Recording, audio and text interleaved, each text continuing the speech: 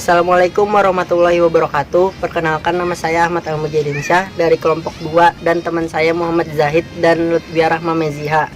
Dalam tayangan singkat ini saya akan menjelaskan kajian utama sosiolinguistik. Sosiolinguistik merupakan ilmu antardisiplin, yakni sosiologi dan linguistik, dua bidang ilmu empiris yang mempunyai kaitan yang sangat erat. Sosiologi adalah kajian objektif dan ilmiah mengenai manusia di dalam masyarakat, mengenai lembaga-lembaga dan proses sosial yang ada di dalam masyarakat.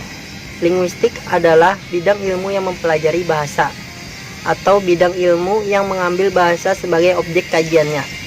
Dengan demikian, secara mudah dapat dikatakan bahwa sosiolinguistik adalah bidang ilmu antardisiplin yang mempelajari bahasa dalam kaitannya dengan penggunaan bahasa di dalam masyarakat.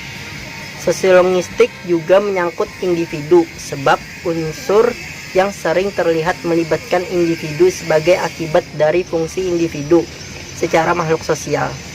Hal itu merupakan peluang bagi linguistik yang bersifat sosial untuk melibatkan diri dengan pengaruh masyarakat terhadap bahasa dan pengaruh bahasa pada fungsi dan perkembangan masyarakat sebagai akibat timbal balik dari unsur-unsur sosial dalam aspek-aspek yang berbeda, yaitu sinkronis, diakronis, prospektif yang dapat terjadi, dan perbandingan. Hal tersebut memungkinkan sosiolinguistik membentuk landasan teoritis cabang-cabang linguistik seperti linguistik umum, sosiolinguistik bandingan, antarlinguistik, dan sosiolinguistik. Dalam arti sempit, sosiolinguistik yang konkret. De Serif tahun 1977. Selanjutnya akan kita bahas adalah dasar ilmu sosiolinguistik. Kajian terhadap suatu bidang ilmu pengetahuan harus dibangun dari landasan filsafat yang kuat, jelas, terarah, sistematis, berdasarkan norma-norma keilmuan, dan dapat dipertanggungjawabkan. Filsafat ilmu merupakan kajian yang dilakukan secara mendalam mengenai dasar-dasar ilmu. Filsafat sosiolinguistik dibagi antara 3, yaitu ontologi sosiolinguistik, epistemologi sosiolinguistik, dan aksiologi sosiolinguistik. Kita akan membahas pembahasan yang pertama, yaitu ontologi sosiolinguistik. Ontologi membahas tentang hakikat ilmu pengetahuan sosiolinguistik, yaitu membicarakan masalah yang ada secara komprehensif. Di antaranya, pengertian sosiolinguistik. Sosiolinguistik adalah cabang linguistik yang mengkaji hubungan antara bahasa dan masyarakat penuturnya. Ilmu ini merupakan kajian kontekstual terhadap variasi pengguna bahasa masyarakat dalam sebuah komunikasi yang alami. Sosiolinguistik juga menyangkut individu, sebab unsur yang sering terlihat melibatkan individu sebagai akibat dari fungsi individu sebagai makhluk sosial. Selanjutnya ada pokok bahasan ilmu sosiolinguistik. Dalam kajian ilmu sosiolinguistik terdapat beberapa pokok bahasan, antara lain yang pertama, bahasa, dialek, dan ragam bahasa. Yang kedua, masyarakat bahasa. Yang ketiga, bilingualisme dan multilingualisme. Yang keempat, penggunaan bahasa. Yang kelima, perencanaan bahasa. Dan yang terakhir adalah bahasa dan budaya. Selanjutnya ada objek sosiolinguistik. Objek sosiolinguistik adalah aspek bahasa yang bersifat heterogen, yakni bahasa dalam wujudnya setelah terimplementasi dalam tindak komunikasi. Butir-butir penelitian sosiolinguistik meliputi 1. Fonem, 2. Morfem, 3. Kata atau leksikon, 4. Frasa, 5. Klausa, 6. Kalimat, 7. Paragraf, 8. Wacana, 9. Dialek, 10. Ideolek, 11. Dialek regional, 12. Kronolog, 13. Sosiolek, 14. Dialek umur, 15. Tingkat tutur, 16. Ragam, 17. Register, dan 18. Bahasa, yakni makna pemakaian atau pilihan bahasa sebagai salah satu kode dalam masyarakat tutur yang multilingual. Selanjutnya, kita masuk ke pembahasan epistemologi sosiolinguistik. Epistemologi berupaya mencari kebenaran berdasarkan fakta.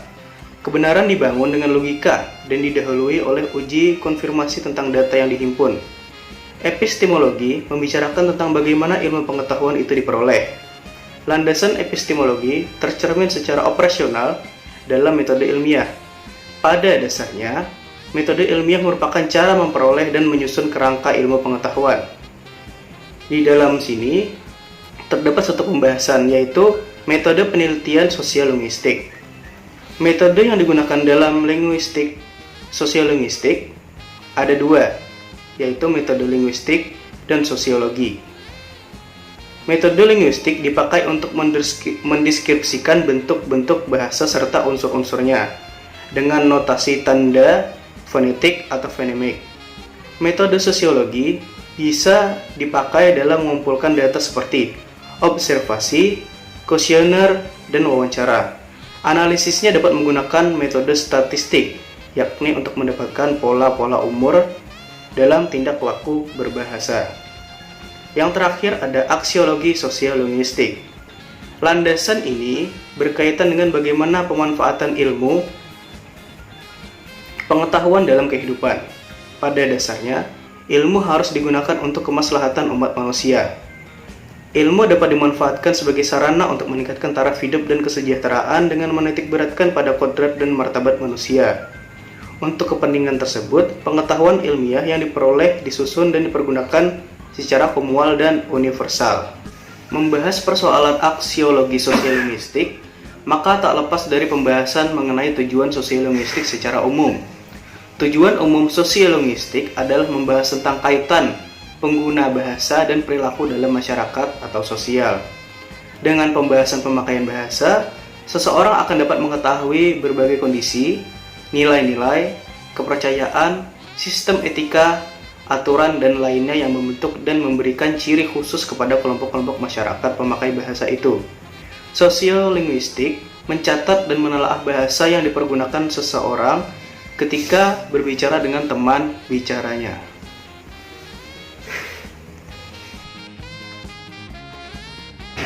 Baiklah teman-teman, selanjutnya yaitu membahas mengenai manfaat dan tujuan mempelajari sosiolinguistik. Yang pertama, memberi pengetahuan bagaimana menggunakan bahasa di dalam masyarakat. Maksudnya, yaitu penggunaan bahasa yang kita gunakan untuk berkomunikasi harus disesuaikan dengan keadaan dan suasana yang ada di dalam suatu kelompok masyarakat. Lalu yang kedua, memberikan deskripsi variasi bahasa dalam kaitannya dengan penggunaan maupun kegunaannya. Dalam hal ini, kita diajarkan bahwa bahasa itu bervariasi. Namun terkadang, variasi bahasa belum banyak digunakan oleh masyarakat. Yang pertama, idiolek.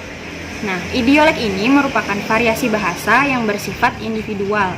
Maksudnya, hanya dengan mendengar seseorang berbicara, kita dapat mengetahui siapa orang itu. Lalu yang kedua ada dialek.